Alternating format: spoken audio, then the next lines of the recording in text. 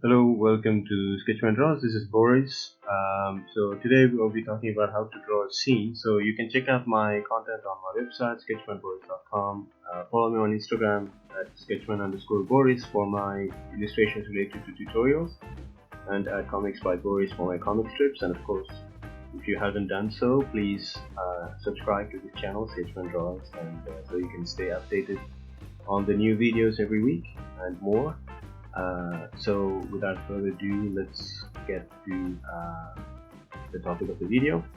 So, and also I would like to remind that these videos are sort of summary of online meetups that I do every Sunday at 2 p.m. Bangkok, Thailand time. So I just wanted to show you the page of my the meetup page for my group, Bangkok Geeks, and so yeah, you can, even if you don't live in Bangkok, you can still subscribe and join the online events if you are available on Sundays. And it's great because if you join, you get to choose the topic for the next time, and you can draw together, you can get some feedback, you can, of course, I hope you will learn some things. And yeah, so the link is in the description of this video. The other thing I want to mention is this picture that I'm going to use for this tutorial was chosen during the online event. So this is what we chose. I believe it's from DuckTales. I'm not sure. My friend told me during the meetup that it's from DuckTales, and it's featuring Donald Duck. That I know the character, but I don't know from which movie or which series this is from. I believe it's a movie, but if you want to correct me, you can do so in the comment section. Of course, if you have any questions, also any requests for future videos, you can also leave them in the comments. And as I draw this, so I just noticed that whenever you try to do some,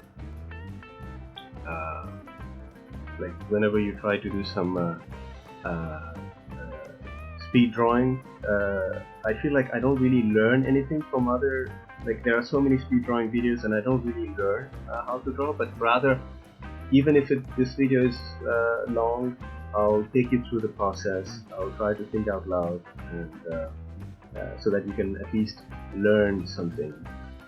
So again, whatever you're doing, just put this video in the background, draw along. And so I'm going to show you. I'm just reducing the opacity. I'm drawing on Studio Paint, the software.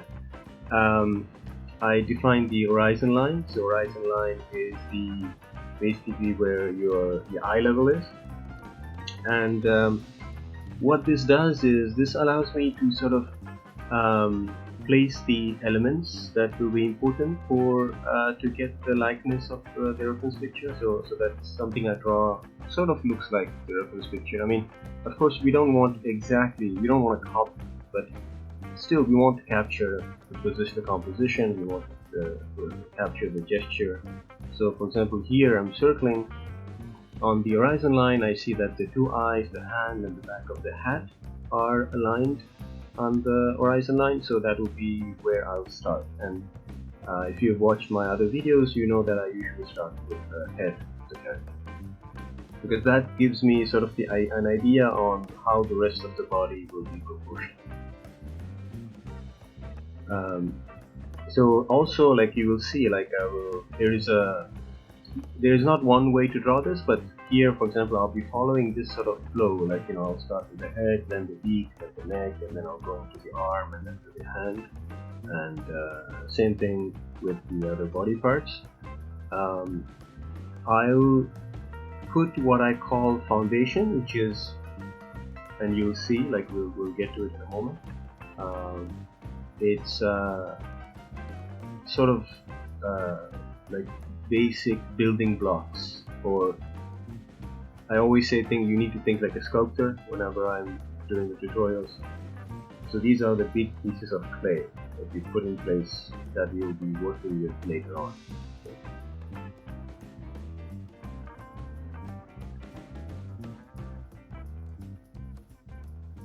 So of course the ratio or the dimension of the reference picture is not exactly the same. It's not exactly the same as my canvas, but I sort of, it's the same direction. I'm using landscape. So I'm putting the horizon line in,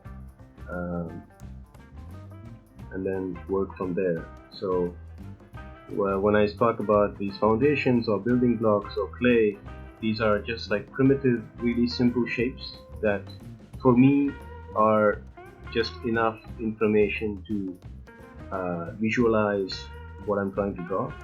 Okay, so this can depend, it really depends on you. So you can first try to follow what I'm doing, and then as you draw more and more, you'll try to find your own symbols, your own way of symbolizing different body parts, different objects, and so on. So this is just my way of doing it.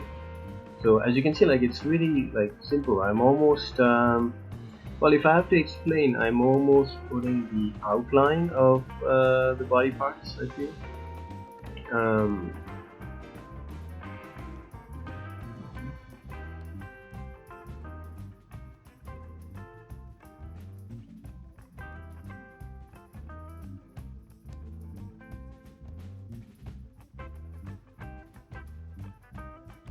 So I go to the other hand, onto his right hand, and his tail, and yeah, so I'm just putting here like what I just did, and there's no, like, I mean, I'm sort of pretending that it's a plan, but it's really not. I'm just going just the way I feel that I should draw, and then afterwards, like, and also the important thing about these basic shapes is, of course, here I'm drawing digitally, but of course most of you are probably drawing traditionally. So this will be the penciling stage, and in the beginning, because we are still in the beginning stage, you can allow yourself to make mistakes. You can still play with shapes, you can still play with composition and move things around if they are not okay or if you are not satisfied with them. So it's really important to not to apply too much pressure, not put too much weight on your wrist when you're drawing, because you'll be needing that when you're going into the details. But for the moment, you're basically just going around and just like putting just basically just like filling that white canvas, like, because it's so you're just basically trying to carve out like this big shape that will become later your character. So don't push too much, because afterwards, if you make a mistake and you try to erase it, you will still see the line, and at the end, if you make too many mistakes, it will look really messy and dirty. It's okay, some drawings are meant to be dirty, it's great, but if you're like trying to learn and you're trying to sort of show the simplicity of the shapes and forms, it's not really useful not to apply too much pressure in the beginning.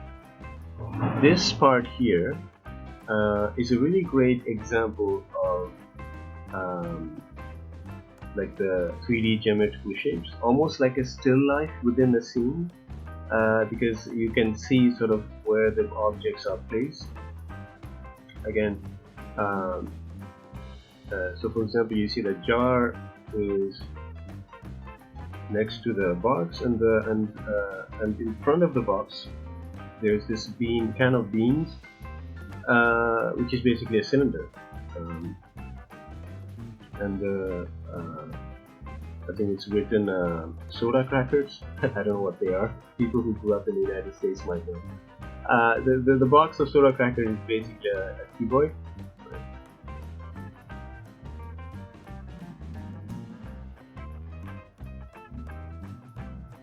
So yeah, sometimes I'll flip it, and you've seen me do this many times, which is to see if there's something wrong, because when you're drawing, like, and you're like sort of convinced that it's really great, if you like flip it, your brain sort of looks at it as if you're looking at someone else's drawing, so it's easier to critique, easier to find mistakes.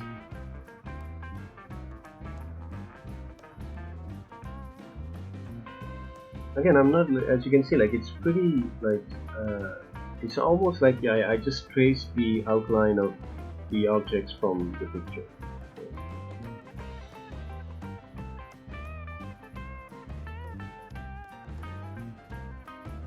So now I draw the little guy. I don't know what kind of bug is he, but he looks, I mean, he has antennas, so I think he's like an ant, if I'm not mistaken. So again, it's a very simple shapes, egg shape. Actually, it's really funny because as fans or artists, you tend to think about who influenced who, like, you know. So I'm reading currently Osamu Tezuka's Buddha, and I see a lot of Disney in there. I see a lot of Asterix, Obelix in there. I wonder, like, if it's like, you know, and of course Osamu Tezuka is the godfather of manga in Japan. And like, so I don't know, for some reason drawing this character sort of reminded me of the way he draws animals, for example, in the manga that I'm reading.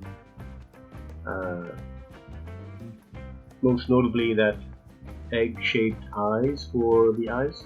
I think that's maybe has become really iconic for Disney characters.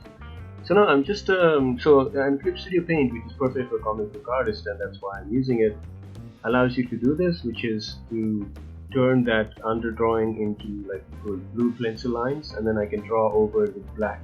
So I'm going to go with the black pen. I really like this pen called Texture Pen. It's not something new that I downloaded, it's there by default in Clip Studio Paint. So if you're using Clip Studio Paint or if you're wondering what brush it is, that is called Texture Pen. I just like it's very heavy-handed, it's a little bit, I like the feel of it, gives me really great lines. So the other thing is, whenever I'm drawing, like, of course this is a 2D, like, you know, this is a 2D picture, I'm drawing it on a 2D surface. But I'm trying to visualize it. I'm trying to, even if it's like 2D, I'm trying to visualize it, and I'm trying to feel as I'm holding the object in my hand. So I don't know, it's really weird to explain, but like, for example, when I'm drawing his eyes, like, these are not just stickers that I'm sticking on some ball. I feel like I'm sort of like sculpting those eyes out of that ball, right, which is his head.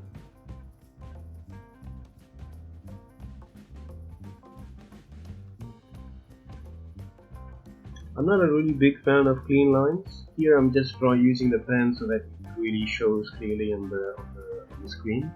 But I really like very energetic drawings, like when I feel like the artist just put his energy, almost like manic energy into the drawing.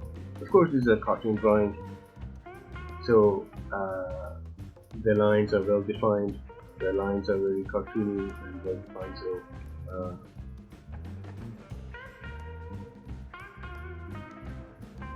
so and the other thing which I think speed drawing doesn't show, which is all the mistakes or the trials, because, you know, sometimes you see me doing the same line several times because I'm not happy with that.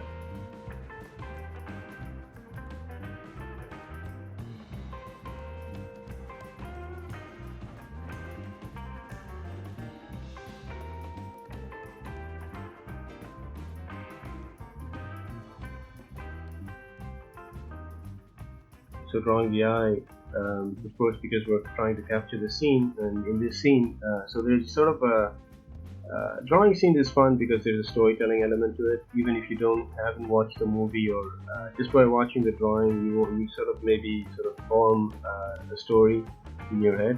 So here, for example, he's looking. Hopefully, I mean, I think he's saying something to the bug.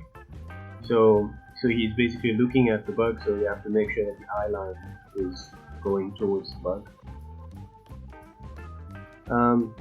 I always try to make one-to-one equivalence. Like, you know, for example, bow tie it looks like a butterfly, right? Like, so, but I couldn't find other examples here for that kind of thing. So when it comes to the actual, like, for example, here the actual fold, like the drawing the sleeve of his shirt, and this I can't really show that. Like, I can't really show you how to do that. You kind of have to learn you have to practice. Like, you have to get that hand to eye or eye to hand coordination, and you need, when you're looking at something, then try to do the same shape. And also, one of the things I really say again in many of my videos is that don't get overwhelmed by the details. I mean, of course, this is a cartoon, so there aren't so many details, but still, there are so many, like, a lot of details for someone who is starting. But try to like go past the details and just look at the outline. And then once you've done the outline, go inside the outline and then do the details and go for that approach. So here, this is the moment where we come to the hands. So I thought I would just do a quick tutorial on hands. There will be a longer video where I'll give you more examples. But so I'm taking the picture and again reducing the opacity. So when you're looking at a hand, basically you have I would say two sections, right? Like the palm area. So again, very simple. Just put a cube or a square and some cut sausages. Okay, you just imagine sausages that have been cut and stuck to the square or the cube.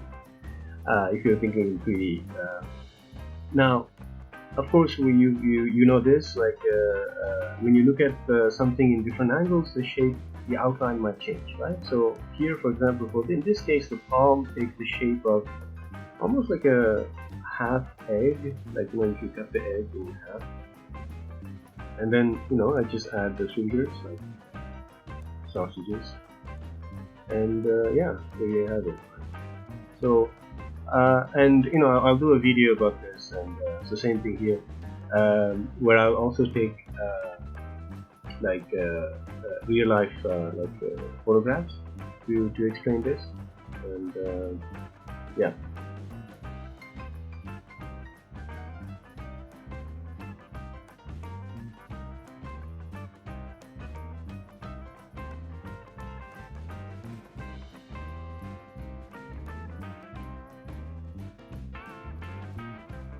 So I think I just do like different examples just to show how easily you could sort of get that.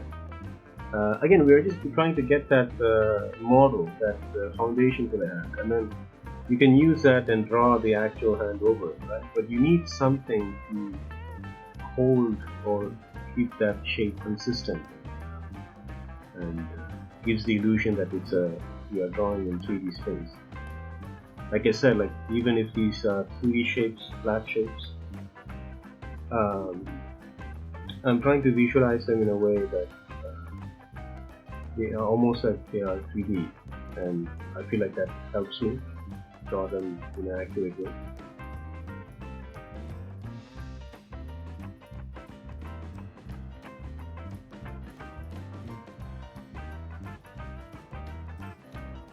There's always this question of like how much should I respect the reference material and how much should I create. You can't really put percentages or you can't really measure that. But I would say this, there's a reason why you chose the reference picture, right? Like, because you decided to put some time into it, whether it's 5 minutes or 1 hour. Draw as long as it's fun to draw. Like draw as long as you still have the reason, the reason you chose it, right? Like for example, let's say you chose a reference picture because you really like the way the arm of the model was positioned. Well, yeah, it's okay. You can focus on the arm if you really like that and you really like that shape. Because most of drawing is just doing for fun. Like we draw because it looks fun. It's a fun shape. It's a fun form. There's a really interesting shading. There's a really interesting shadow or interesting face and so on. Right. So as long as you are working on what made you choose the reference picture and you're putting in the time, that's fine. Of course, like people will say, yeah, but I want to practice hands, I want to practice arms, so if I'm only drawing face, of course, like no. So try to find, if you're trying to practice arms, try to find a picture where someone has an interesting arm, right? And if you're trying to practice hands, okay, find interesting postures, like interesting gestures with hands. and so on.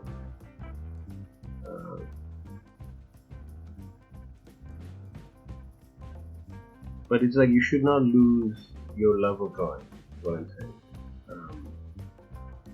Because most people do things because they have to do it, and don't be that person.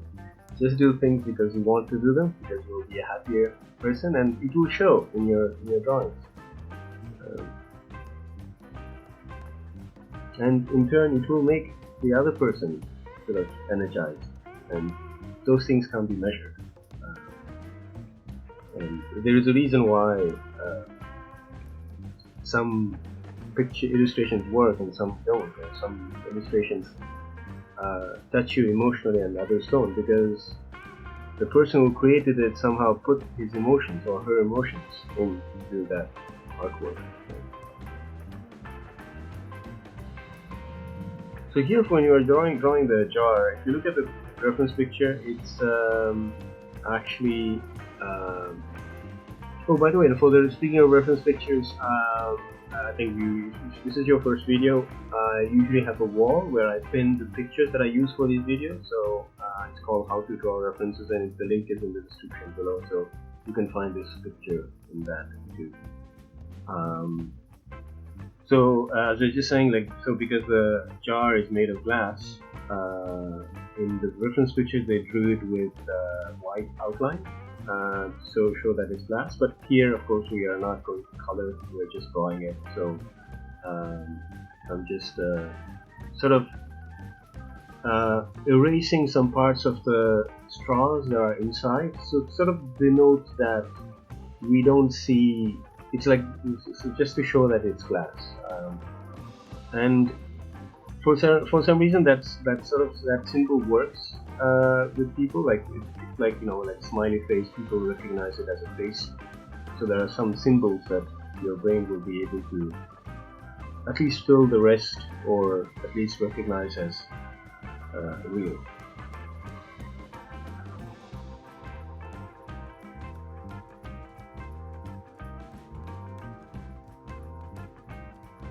So again, I always say, when you're looking at your plate, when you're eating, when you look down, it looks like a circle, but when you finish eating and then you go wash your hand or something and you look back at your plate, it looks like an oval, right? Because you're looking at it from another distance, from another angle.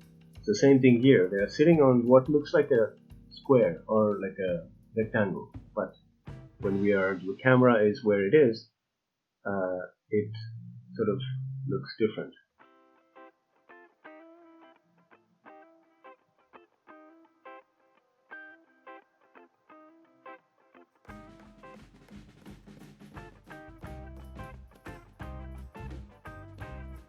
So you also need to find when you're drawing, I don't know, everybody is different, but I like my canvas to be able to turn so that I have a comfortable position for my wrist, especially when I'm drawing straight lines and so on, because I'm more comfortable when I'm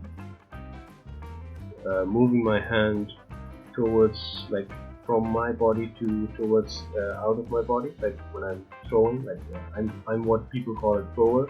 Some people are puller, which means that their lines are really strong or straight when they pull towards their body. So you just need to find yours. So of course with digital it's easy to turn. If you're drawing, of course, if you're drawing on the table, of course, yes, you can turn your sketchbook or your paper. If you're drawing on a drawing table, you can tape it to the drawing board, but at this point, if you have a drawing board, you probably know that. But yeah, just try to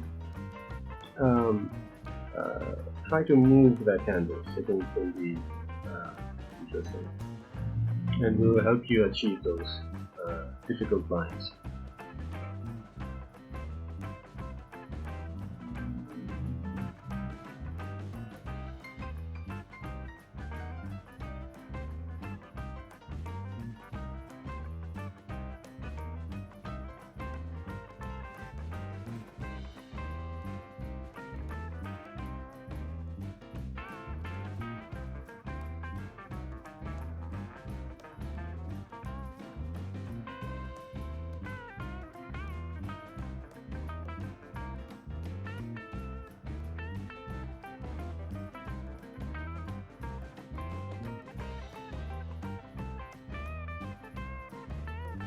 And also it feels like, again, we say that you can imagine the story. It sort of feels like a horrible story because I think that he's trying to share is what looks like water, or maybe yeah, trying to share it with his buddy.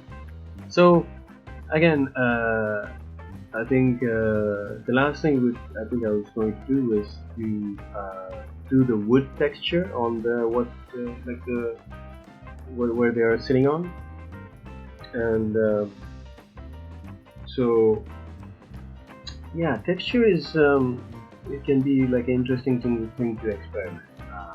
Especially here when you just have two values, like I have white and black, right? So I have to try to do that using that. I mean, of course, if you have color and different kind of paper in your disposal, of course, it's a little bit better. But for the moment, since we have black and white, the way I do wood texture is basically I vary the pressure line. I just throw lines like this randomly and sort of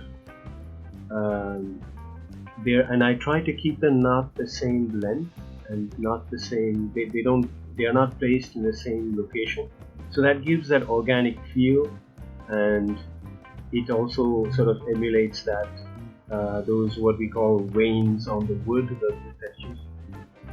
So yeah, so as you can see, like it's parallel, but it's not. It doesn't start the same location. It doesn't end in the same location, so it gives that randomness to that. So yeah, I think that was the illustration. So hope you liked it. Please like, share, and subscribe, and of course, feel free to join our online events. They're free, and you get to choose the topic for the next time. And and if you have any requests, please leave them in the comment section below. If you have any questions, you can also leave in the comments. And what can I say? Until next time, this is Boris for Sketchman Draws, signing off.